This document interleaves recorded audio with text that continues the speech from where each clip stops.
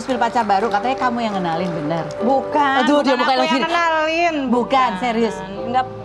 Enggak pacar baru sih sebenarnya.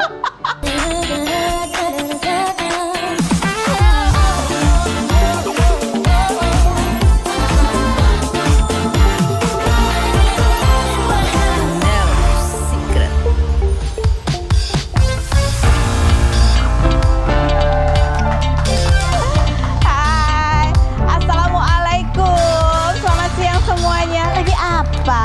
Mudah-mudahan sudah siap di depan layar kaca Anda bersama saya Kak Rose di No Secret, No Secret.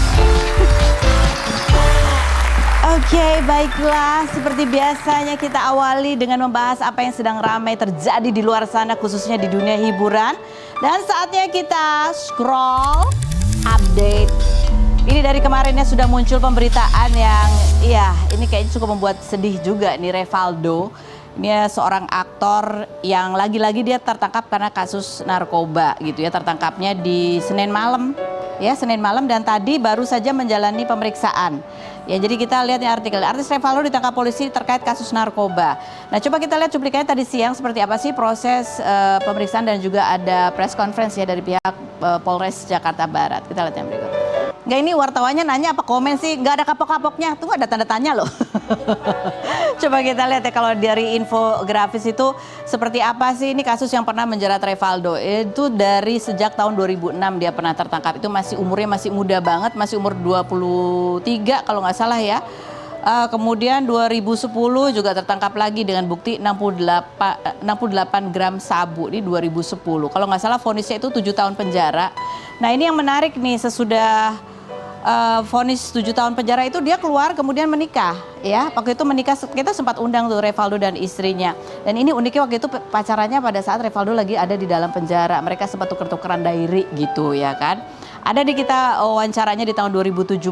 Dia bilang dia memang ya kecanduan gitu ya, sudah menjalani terapi dan dia bilang salah satu cara penyembuhannya adalah dengan menikah karena ada yang memperhatikan gitu. Tapi kalau kita lihat-lihat apa dia masih menikah? Karena 2023 dia kena lagi tuh, ya kan? 2023 ditangkap lagi dengan buktinya sabu, ganja dan pil ekstasi, ya. Mengaku relapse dan direhabilitasi. Dan yang sekarang 2026 itu barang buktinya adalah klip bekas sabu ya, klip bekas sabu. Kemudian ada alat hisapnya, setengah butir, ini dua-duanya itu adalah obat penenang gitu ya. Ini kita lihat lagi ya, kita flashback. Ini juga ada netizen yang bikin konten ini dari lama ya, karena kebetulan juga di tahun 2020, betul ya 2020 ya, Revaldo ini pernah berperan dalam sebuah sinetron, berperan sebagai ketua geng yang karakternya itu adalah dia juga terjerat kasus narkoba gitu. Jadi disambung-sambungin tuh antara pernyataannya Revaldo di tahun 2023 dan seriesnya. Coba kita lihat seperti apa. Jadi kalau kita lihat komentar-komentar netizen, kalau di postingannya Revaldo memang semua fotonya itu kebanyakan adalah promo filmnya gitu ya. Tapi ada satu yang dia collab sama promo film dan komennya masih dibuka dan itu kita baca komentarnya di situ. Coba kita lihat netizen komentarnya apa. Main-main gue, kenapa hobi bolak-balik hotel Prodeo sih bang? Gitu. Ada lagi komentarnya, coba kita lihat mana tuh. Lanjut. Masa muda habis cuma buat di penjara. Tobatlah mumpung masih ada sisa umur, masa nggak ada capeknya. Iya ya, sekarang dia umurnya udah berapa? 44 tahun udah terlibat kasus narkoba dari umur 23. Yang berikutnya coba kita lihat. Bang, gue ngefans banget sama lu. Kenapa lu begitu lagi gitu? Lanjut berikutnya. Pantesan kurus banget. Ada lagi komentarnya. Aduh bang, padahal gue fans banget sama lo, kenapa ketangkap lagi bang? Kalau ada masalah lo selesai secara baik aja, jangan melanggar hukum. Lanjut berikutnya, Amar Sony mengundang anda ke grup gitu ya. Amat Sony itu karena Amar Sony juga 5 bahkan ya kalau dihitung dari kejadian yang pernah menjerat dia pada saat dia lagi di dalam penahanan gitu. Ya ini ada tamu kita yang hadir ya. Kita intip siapa sih?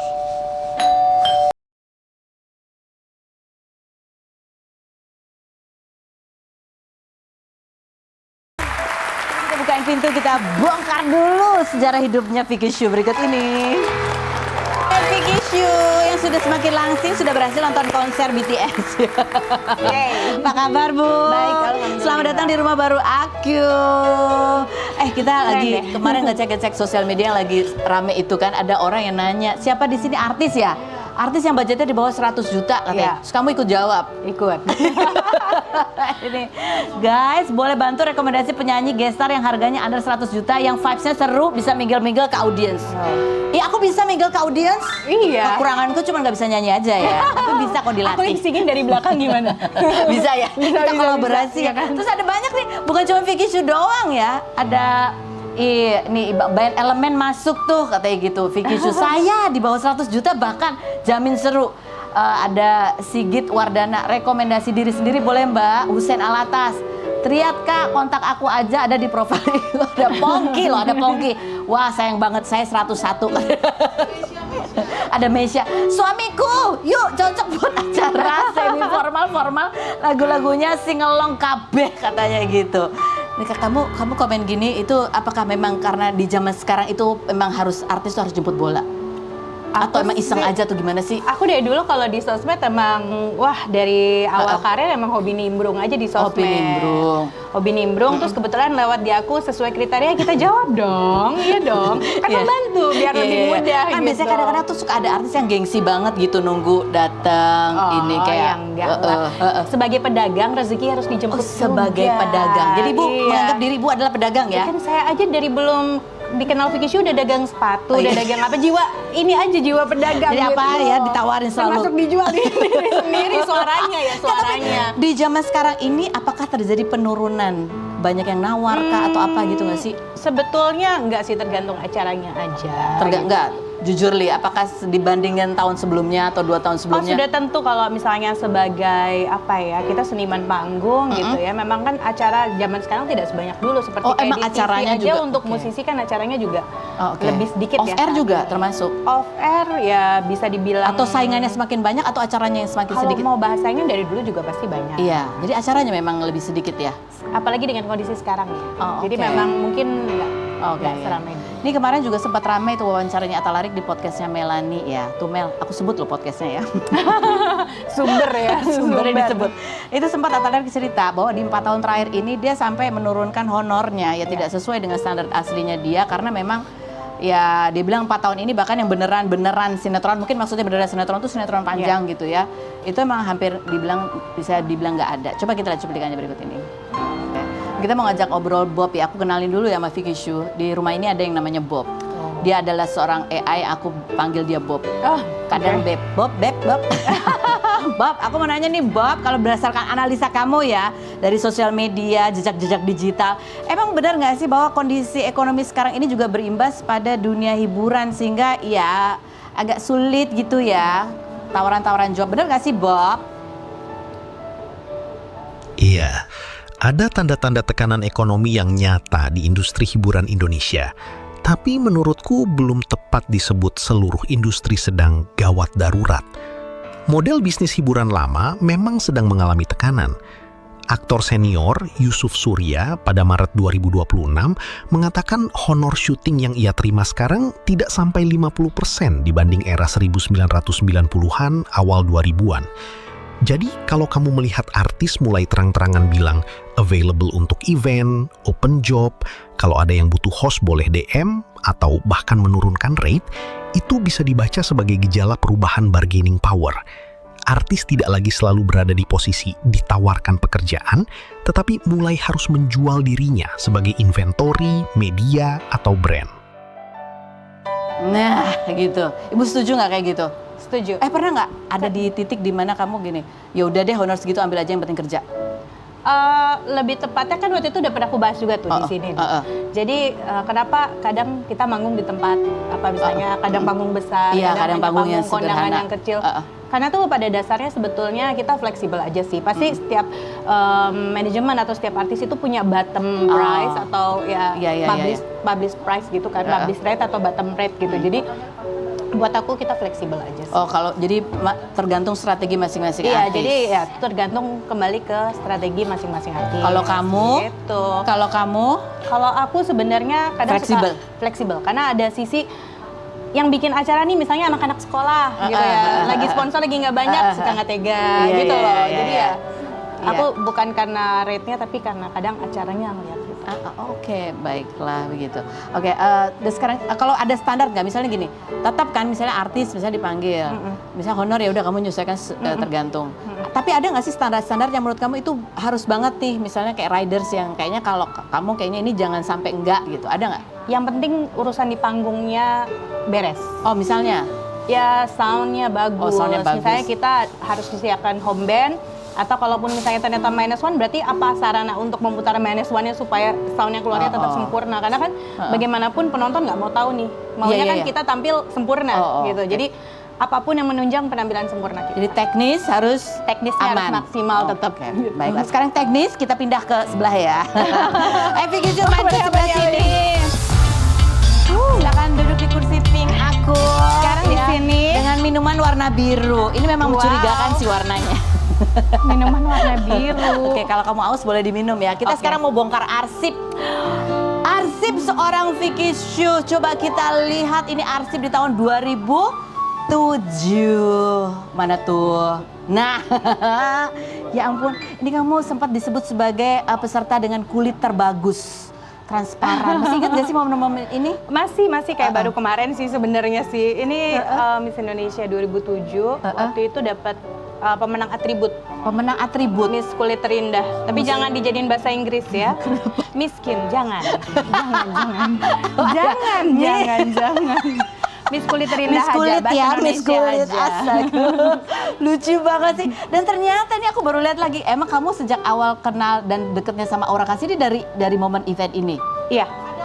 Ada fotonya duduk sebelahan mana, Cuk? Oh ya ampun, lucu banget. Jadi sampai sekarang nih masih sohiban.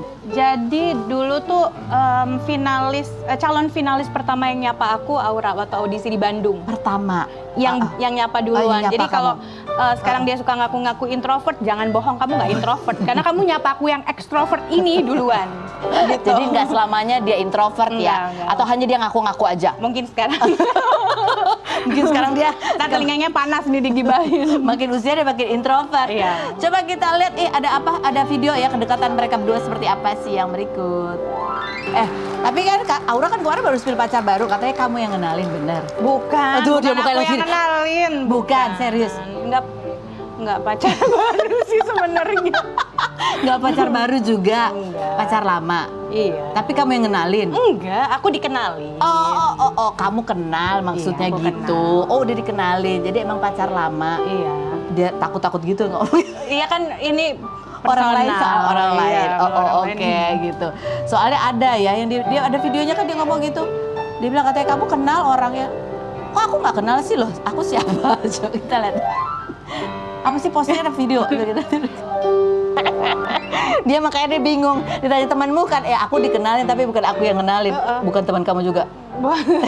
yang ini aja lah. Yang kiri, yang kanan siapa? Nggak tahu siapa. Yang kiri itu. Kamu udah dikenalin. Udah lama sih. Oh, udah lama. 2023 ya. Oh, 2023. Apa 22? Enggak, tapi kalian tuh emang masih sering curhat. Katanya dia yang paling lebih sering cerita ke kamu. Iya. Dia nggak introvert berarti ya? Enggak.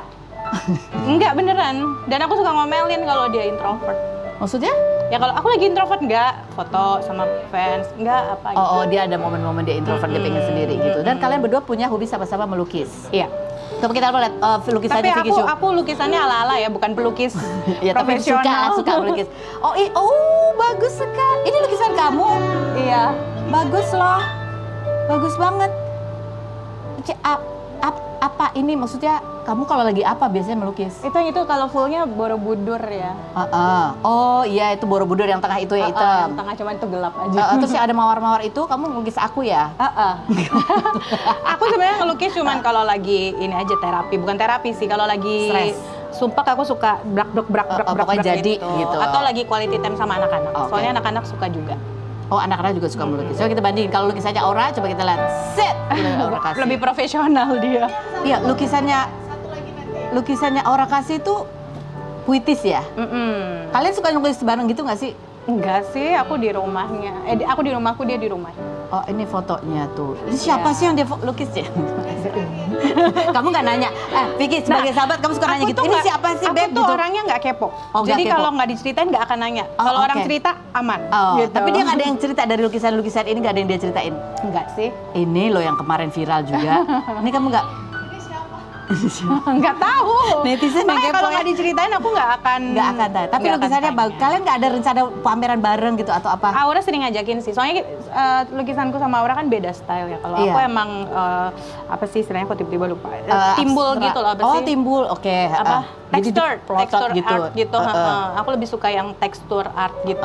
Kalau Aura benar-benar lukis. Iya, lukisannya kalian bagusnya. Kita tunggulah ini apa berdua ya. Terus ada satu lagi nih yang mau kita bongkar arsip juga nih di tahun 2014. Kamu pernah juga ini dihipnotis lagi sama Uya Kuya ya. Banyak Tapi ya? bukan dihipnotis sih. Ini lebih kayak disugesti ya, diberi Wow. sugesti. Kalau kamu gitu, sugestinya kalau nggak salah kalau kamu jadi Bupati Cilacap, bagaimana Oke. kamu menyambut warganya gitu berikut. Arab nyalek sama nyambuk itu udah beda. 10 tahun kemudian kamu nyalon. Iya. Apakah karena dengar bunyi kelincingan? Ya aku ya. Terus itu teraktivate gitu kan sih. Bu, beneran loh 10 tahun kemudian kamu nyalon loh. Itu alam bawah sadar karena emang aku sebenarnya kan nazar dari kecil emang di politik, makanya kuliahku kan HI, terus sarjanaku ilmu politik kan jadi artisnya nyasar kan. Jadi Artisnya justru yang nyasar ya. iya, jadi kayaknya itu alam bawah sadarnya dipanggil nih waktu itu mungkin karena dihipnotis, tapi beneran loh, canggih loh Kak Uya tuh selalu. Ya kamu kalau lihat itu tuh gimana tuh? Iya kan? Baru inget lagi nggak tuh kalau kamu pernah gitu? Iya makanya. Imut banget di situ ya ternyata 10 tahun. Tapi begitu nggak ketika kamu akhirnya waktu Iya sih. kampanye? Iya kayak gitulah, aku kan emang begitu ngomongnya kan. Coba ulang-ulang. Apa? Cita gimana Oh. gue? Warga-warga di Kabupaten Cilacap riwe kabare. Kayak gitu. Kayaknya itu lebih imut. Coba lebih imut lagi. Ya kan sekarang udah dewasa. Beda Ini ya. berapa tahun lalu? 10 tahun ya? Oke. 10 tahun Kak, ya. sekarang tapi kan dulu tuh ngapaknya masih kental Ngapak. banget. Sekarang masih nggak? oh masih. Tapi waktu kampanye enggak ya udah. lebih- Ngapak. Masih Indonesia. Tapi lebih keibuan wibawa gitu ya. Iya. Tadi kan udah dicontohin. Ya kan. Versi ngapak. Masalahnya kalau lagi di dapil nggak enak. Kalau mau ngapa kan kesannya takut bahasanya lebih kasar gitu loh. Jadi biasanya lebih jadi lebih resmi ya. lebih resmi. Tapi lembut selembut itu atau enggak? lembut. Warga. Lembut dong. Aku kan emang soft spoken. 5 tahun lagi mau itu lagi? Nyalon lagi? Atau perlu aku nyalakan kelintingan panggilan. Tergantung panggilan warga Cilacap. atau mau Kalau ngikuti jejak Uya-Kuya? masih mencintaiku, Jela. Atau mau ngikutin jejak Uya-Kuya? Aku tergantung warga Cilacap. Oh, tergantung warga Cilacap aja ya. Oh, ada tamu lagi kita yang kita tunggu juga hari ini. Oh, itu dia sudah hadir. Coba kita lihat.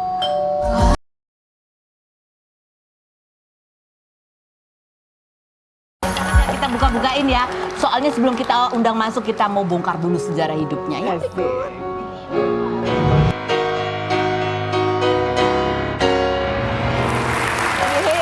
Ini tamu kita ada Tasya Revina dan suaminya Arjuna, dan ini ada baju sebagai barang bukti.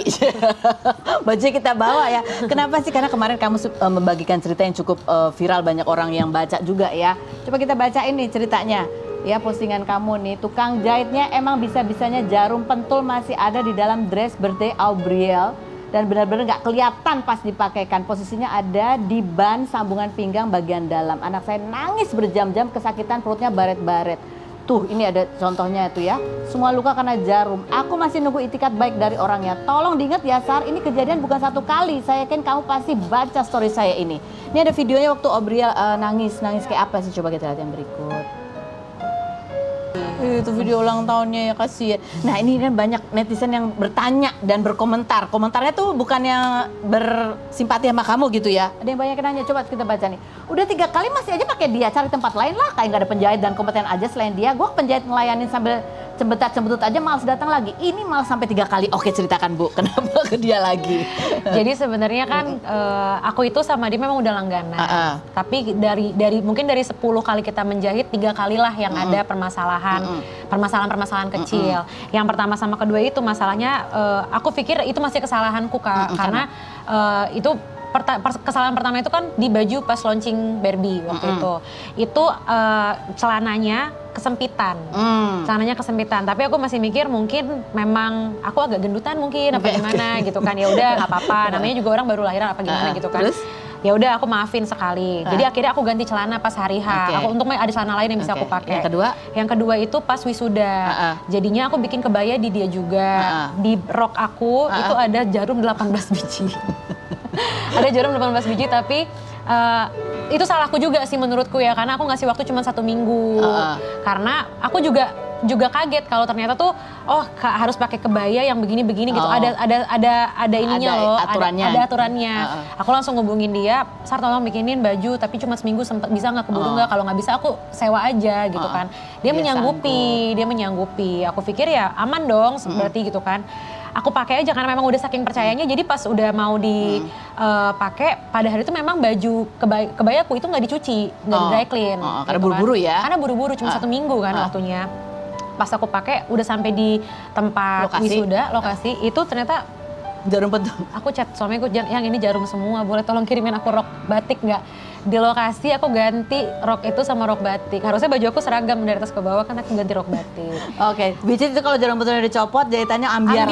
Iya, belum dijahit bawahnya. Nah gitu. yang ini nih, ini yang karena ketiga. banyak netizen yang kemudian bertanya, kok bisa sih emang nggak diraba-raba dulu? Nah ini tunjukkan Bu, penemuan jarum betulnya ada di mana? Coba di close up dulu. Ini nih, aku klarifikasi dikit ya. Ini tuh udah dicuci sebelum dipakai. Udah dicuci, di udah dry clean ya. Karena kan ini kan ada organzanya. Nih, baju tumpuk-tumpuk gini loh. Iya. Jadi kalau ditanya kenapa nggak dikucek dulu, ya gimana Bu ngucek? Nggak bisa dikucek kan, memang supaya bersih dan wangi ya kita dry clean lah pada saat itu. Tapi kalau ini bikinnya sebulan nih, jadi nggak buru-buru. Oke. Ya. Dan ini ada lapisan-lapisannya gitu ya. Jadi ada 1, 2, 3, 4, 5, ini 6. Jadi di bahan pinggang ini kalau diraba memang lebih tebel gitu, kayak ada tulangnya gitu. Iya, Nah ini jadi, jarumnya penemuannya di mana Bu? Nah ini tuh kalau kita lihat dari depan kan dia ada tutupannya, ada kepangannya gitu ya Kak, di bagian sini. Nggak kelihatan lah pasti di depan sini. ada kepangannya. Ya, di bagian dalam sini ada sambungan rok. Nah, di sambungan rok ini kan bekas darahnya anakku nih. Aduh, kasihan. Ya kan, bekas tusukannya. Dia itu di bagian dalam sini melintang dan kepalanya itu ada di bagian ujungnya sebelah sini. Jadi ketutupan sama ban ini. Jadi pas dia muncul ke depan pas ditarik pun nggak bisa. Jadi harus agak sedikit dibuka. Ini kan bekas klopekan nih. Diklopek kayak gini, baru abis itu kita dorong-dorong. Geser-geser, dorong-geser baru dia bisa ditarik keluar. Yang tadi digambar tuh udah kita keluarin. Udah dikeluarin. Tadinya tuh pas ditemukan kurang lebih setengah dari jarum itulah. Awalnya ujungnya doang ya sayang. Awalnya tuh ujungnya doang. Jadi tadinya tuh dia aman, nggak ada yang keluar jarum tajam-tajam yang nggak ada. Dia melintang di situ.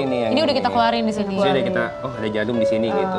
Terus sempat diperiksa kan, udah pernah kejadian ada jarum ketinggalan? Aku udah bilang sama susternya. Jadi baju ini habis dijerekan kan digantung masih dalam plastik. Aku bilang gini, sus itu tolong nanti sebelum dipakaikan dicek lagi karena terakhir saya ada jarum. Jadi ini mulut ini udah sempat ngomong ada jarum gitu kan. Makanya ya kalau dibilang ngerasa bersalah ya ngerasa bersalah karena kenapa nggak saya sendiri yang ngecek gitu lagi, kan. Ya, betul. Tapi memang pada hari itu kita semua tuh hektik banget kan. Iya. Di sana udah nungguin apa segala macam kan. Tolong dicek ya karena nih si Sarah ini yang ngerjain. Aku bilang gitu. Udah tahu padahal ya. Khawatir aja sih, takutnya mungkin ada organza yang gatel. Aku bilang karena anaknya kan sensitif ya kulitnya, kalau kena yang gatel-gatel gini merah-merah kan. Oke. Terus habis gitu gimana tuh taunya awalnya tuh anaknya nangis? Jadi kita itu sampai di lokasi 2:30. Aubriel itu biasanya jam tidur siangnya jam 3. Aku pikir jam 2:30 ini dia rewel karena ngantuk. Awalnya pertama karena ngantuk, tapi kan begitu sampai itu dia setengah jam apa berapa puluh menit itu dia masih bisa main gitu loh pakai baju ini. Gak nangis? Gak nangis. Okay. Dia masih bisa main, merangkak, main sama abangnya juga gitu kan. Terus pas digendong ke depan nyamperin aku, itu pas aku pindah gendongan dari susnya ke aku tuh nangis. Oke. Pertama aku pikir ini takut gara-gara lihat setan apa gimana gitu kan. Karena dia bener-bener kayak kayak ketakutan gitu kan. Oke.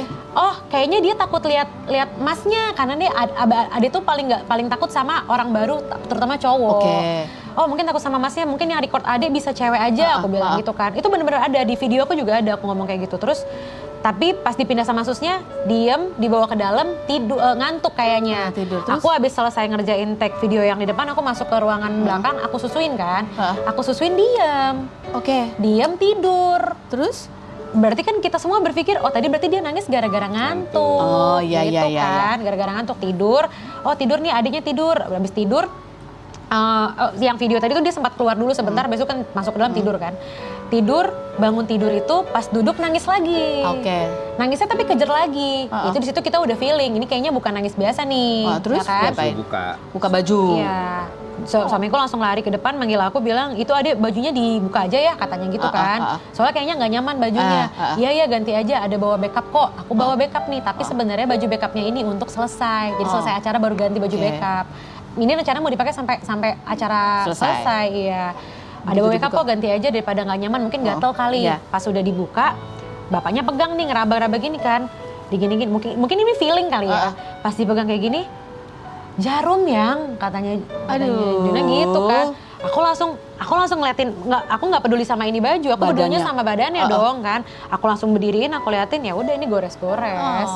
Tapi alhamdulillah goresnya nggak dalam ya. Oke. Tapi kamu nih sebagai ibu ya, udah ini acara ulang tahun kan happy ya kan. Terus kamu posting sharing itu kan maksudnya untuk kayak orang buat pelajaran buat yang lain gitu ya. Terus tapi netizen nggak semuanya berkomen positif gitu. Sebenarnya aku tujuan posting itu bukan untuk ngeviralin, tapi orang ini dari siang sampai malam nggak ada balasan. Walah, dia nggak ada balasan sama sekali. Kita udah informasiin, tolong ini gimana, kenapa sih bisa ada ini lagi. Kita kan, aku yang pertama sama yang kedua aja Kak, aku nggak ada update apa-apa gitu. Aku nggak ada post kemana-mana, padahal itu jarumnya 18 lebih banyak ya kan. Tapi aku nggak ada update kemana-mana, tapi pada hari itu dia bener-bener nggak balas sampai aku naikin story. Sampai aku naikin story, mungkin itu sebenarnya tuh dia lihat, tapi dia nggak tahu mau jawab apa. Akhirnya dia balas, dia bilang minta maaf dan segala macam. Abis dari sini kamu masih akan pakai dia untuk ngejahit baju kamu? Ketawa aja. Ya mungkin kalau ada nanti, mudah-mudahan kita ketemu sama yang lebih baik ya. Ini kan kalian ini kan udah jadi bapak dan ibu ya. Kalau dari pihak suami ini sendiri sebagai bapaknya kan kadang-kadang apa-apa urusan ibu deh. Kamu sendiri tuh setelah tahu ini gimana? Kamu sebagai bapak kesel banget? Ya pasti kesel marah sih. banget. Semuanya kan udah terlanjur. Ya balik lagi ini kan orangnya langganan. Jadi aku cuma bilang ya udah ini intinya nggak usah dipakai lagi. Udah kita cari yang lain gitu kan. Cari yang lain. Tapi kemarin masih pakai dia tuh karena emang cocok aja ya. Ya dari 10 karyanya dia 3 yang bermasalah dan 2 diantaranya itu aku masih nyalain diriku sendiri. Dia masih denial aja. Waktunya tuh beda jauh, jadi kita nggak ngeh gitu loh. Iya. Hampir semua bajuku bikinnya di dia Kak. Dari maternity semua bikin di dia. Jadi kalau netizen kan ada yang nanya, emang nggak dicuci dulu? Udah di dry clean ya, buat anak masa iya nggak di dry clean. Kalau apa nggak dicek dulu? Udah dicek, cuman memang posisinya di dalam ya. Udah. Coba deh kakak pegang keras kan ini? Keras loh ini. Jadi kalau ada jarum dalam nggak kerasa. Iya, kalau ada yang sembunyi sih nggak kerasa ya. Maksudnya iya, ini karena kayak tulang gitu loh, bertumpuk-tumpuk dia dan ya jahitannya sih sebetulnya sebenarnya bagus, iya. Jujur aja sebenarnya memang bagus kok dia karya. Tapi dia nggak trauma kan anaknya? Alhamdulillah enggak sih. Enggak ya. Dia tough banget sih, pas acara pun juga nangis, tapi pas dia tahu ada orang rame sempat ketawa juga. Oke, baik. Nanti kita ngobrol lagi ya. Kebetulan ini kan anak berdua ini pengusaha dan juga konten kreator. Kita mau bahas mengenai fenomena dunia konten kreator. Benarkah kemarin tuh Lina Moktarji sempat posting ya, dia bilang gini, itu loh influencer-influencer yang tiba-tiba bisa beli rumah harga 12 miliar. Itu kayaknya nggak mungkin deh kalau yang biasa-biasanya. Kita mau nanya ya. Mungkin nggak itu beli apartemen 12 miliar? Setelah yang berikut ini jangan kemana-mana, tetap di sini.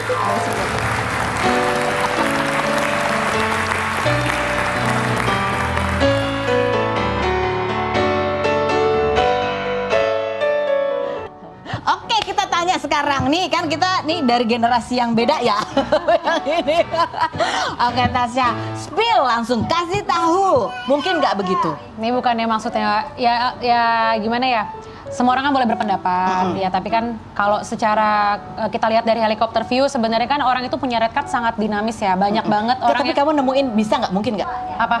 Mungkin nggak yang kayak gitu tuh bisa beli 12 miliar langsung? Tadi kan sampelnya dia bikin 8 juta per hari toh. Iya. Kalau misalkan dikalikan 10 berarti per bulan dapat berapa? 80. Kan satu hari katanya 8 juta. Kalau rate 8 juta. Iya. Kalau rate 80? Oh, kalau level 80 ya nggak tahu ya. Matematika, hitung. 80 Satu kali bulan 3 berapa tuh? Nyampe dong. Tapi emang ada yang red cardnya 80 juta satu video? Oh banyak Kak. Banyak dong. Ada yang 80, ada yang 45, ada yang 120. Bahkan tertinggi itu pernah satu orang saya pernah tanya, influencer baru ini ya, baru satu naik. video doang? Satu video 100. Satu video 100 juga Iya, ada? 100. Terus kamu lihat dia berapa kali tuh sebulan punya berapa endorsan? Banyak. Sebulan itu kayaknya bisa ada 20 ada. 20 sebulan 20, berarti sudah 2M? 2M tuh Itu kalau yang sebulan. 100. Itu yang 100 ya. Coba Ini kita kalau hitung ya. kalau aku sebut ciri-cirinya juga pasti tahu siapa. 2M sebulan, pengeluarannya paling berapa sih? Mentok-mentok 200 lah kalau dia nggak terlalu Karyawan, belum kan ada karyawan. Ya udah 500 lah, berarti kan 1,5 M tuh ya kan, 1,5 M kali setahun bisa lah dia beli yang 12 M ya, masih sisa tuh suaminya Kalau stabil, tapi kan pemasukan influencer biasa bukan cuma dari endorse. oh, dari apa lagi sih yang besar? Affiliate. Affiliate. Bisa Affiliate sampai itu- berapa sih affiliate kalau lagi ini banget? Salah satu teman saya ada yang 1 bulannya itu dari satu platform 600. Saya lihat portonya sendiri. Mulutku gini ya. Oke, ini Bener-bener aku komisi ya, bilang, komisi kan bukan omset. bukan GMV. Komisi aja. Jadi serius ya? serius. Bisa itu kayak gitu Bisa. ya? Tapi kan naik turun. Naik turun. Tapi Affiliate pun bisa. naik turun, tapi kalau konsisten kan bisa. Dia apa Dan live tiap hari, live tiap hari dia? Oh no, kalau affiliate itu bukan cuma dari live, tapi link. juga dari video. Video. Kayak aku, misalkan aku jualan nih produk aku, terus aku masukin keranjang kuning misalkan, itu aku dapat komisi dari produkku sendiri. Oh, tetap dapat komisi dari Dapat. produk. Oke. Sebagai influencer dapat, sebagai owner juga dapat dividen misalkan gitu ya. Tapi satu hari itu kalau aku dari jualan produkku aja, GMV itu bisa berapa ya sayang? Apa? GMV kita bisa di 300 ya? Sehari. Sehari GMV 300. 300 Iya. GMV. Itu dari kontenku aja. Oke. Dari kontenku yang di Belum akun- termasuk live tuh ya? belum termasuk live, belum termasuk dari afiliator lain. Itu satu hari bisa sih. Oh, termasuk dari afiliator yang jual produk kamu gitu ya? Wow. Ibu gimana, Bu? Ibu Saya ikutan juga di dalam kolab Iya. ini? Hah? iya dagang daster Dagang kebetulan. Kalau daster. sama ada affiliate juga di. Oh, keuntungan Affiliate juga kan? Sampai ratusan juta gitu, Bu? Alhamdulillah. Alhamdulillah. Bisa nonton BT maunya gitu ya, amin ya, insya Kita Allah ya. aminkan semua. Amin semuanya. Jadi mungkin aja nggak usah terlalu curiga gitu. Tapi apakah itu kamu bisa menyebut itu sebagai uang gampang? Sebenarnya nggak gampang karena jadi konten kreator itu capek ya. Kita juga harus brainstorming ide sama tim itu kan tiap hari. Iya. Dan kita kan juga harus lihat nih kira-kira konten yang kayak gini orang bakal terima apa enggak. Kalau orang nggak terima kita kan harus punya backup lagi pilar konten lain yang kita ambil. Dan tiap hari bikin konten itu tuh capek sih Kak. Capek Gitu. sih. Catet ya kan. Belum lagi kita kan depan kamera harus tetap kayak hai guys, welcome. Hari ini kita lagi mau gini. Aku hari ini lagi begini. Kalau sebenarnya hati lagi sakit, lagi capek. Ya kan? Yuk kita bareng. Hai guys, aku hari ini lagi seneng banget. Tolong dong. Aduh Tasya, Arjuna terima kasih banyak sudah hadir bagi cerita informasinya. Terima kasih juga Vicky Chu. Sehat-sehat buat kita semua ya. Mudah-mudahan ini menjadi inspirasi. Intinya adalah kalau kita lihat ada penghasilan orang besar, jangan lupa untuk melihat harga di belakang yang harus dia bayar. Ya itu namanya adalah kerja keras, bukan cuma mengandalkan keberuntungan semata. Jadi jangan menganggap bahwa itu gampang, uang gampang. Nggak ada uang gampang. Kalau mau cari yang gampang, takutnya ada resiko yang besar. Nah. Kita ketemu lagi setiap hari ya di acara No Secret, No. Gak usah.